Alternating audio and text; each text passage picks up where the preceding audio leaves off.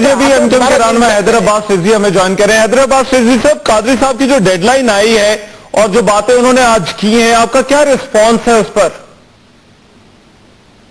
دیکھیے، میں قادری صاحب کا جو ایجنڈا آج انہوں نے ریلیز کیا ہے اس پر قادری صاحب سے وہ 1-on-1 پرسنل لیول پہ ڈسکس کر چکا ہوں اور آج سے کئی دن پہلے کر چکا ہوں، اور جو ایجنڈا قادری صاحب کا ہے اور جس طرح پچھلی بار بھی جو لانگ مارچ ہوا تھا اسلام آباد میں، تو اس میں قادری صاحب کے ایجنڈے سے ہمیں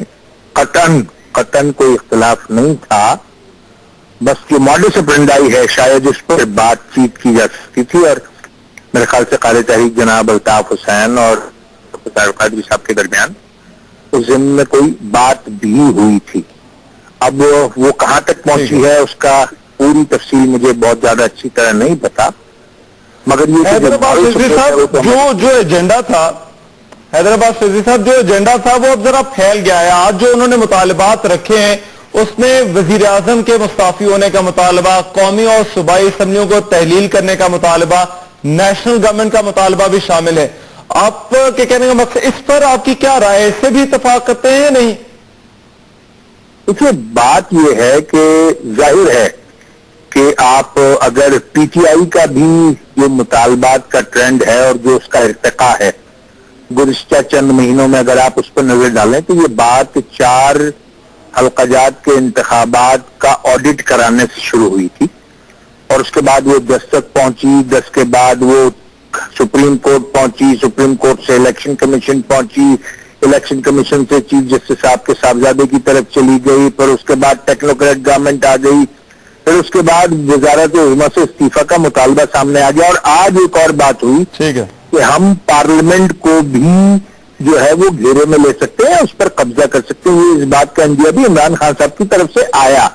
اسی طرح جو ہمارا بھائی ہے، جو پیٹ کے ہمارے دوست ہیں، ان کے بھی جو مطالبات ہیں اس میں بھی ارتقا دیکھنے کو ملتا ہے،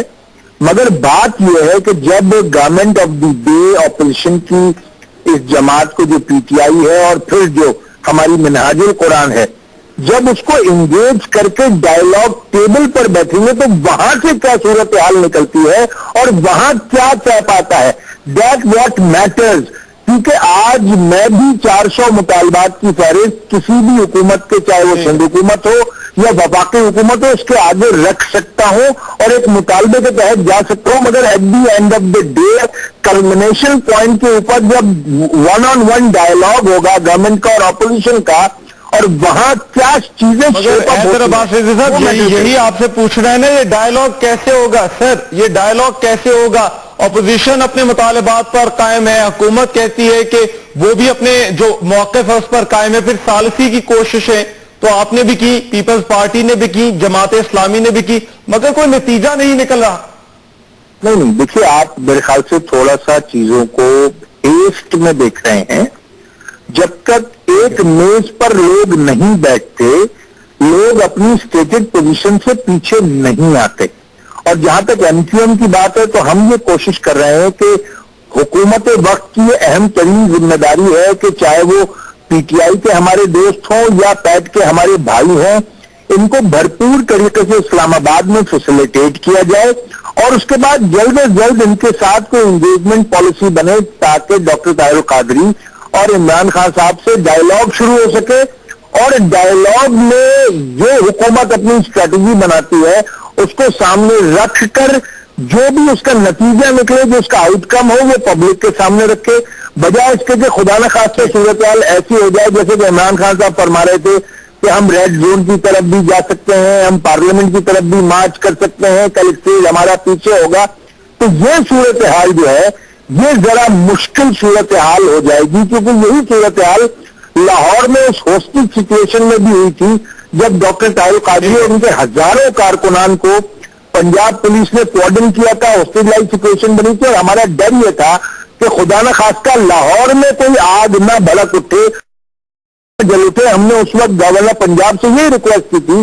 کہ ڈاکٹر طاہر القادری صاحب کو اور ان کے ہزاروں کارکنان کو ایگزٹ دے اور پولیٹیکلی ان کو اسلام آباد میں انگیج کریں۔ ابھی اگر صورتحال ڈیولپ ہوتی ہے تو یہ تشویشناک ہوتی ہے۔ ہم بہرحال اپنی خدمت کا عمل جاری رکھیں گے، پیٹ کے کارکنان ہوں، پی ٹی آئی کے ہمارے دوست ہوں، ہم سے جو بن پڑے گا کھانا پانی چائے جوس وہ ہم نے آج بھی کیا انشاءاللہ کل بھی کریں گے.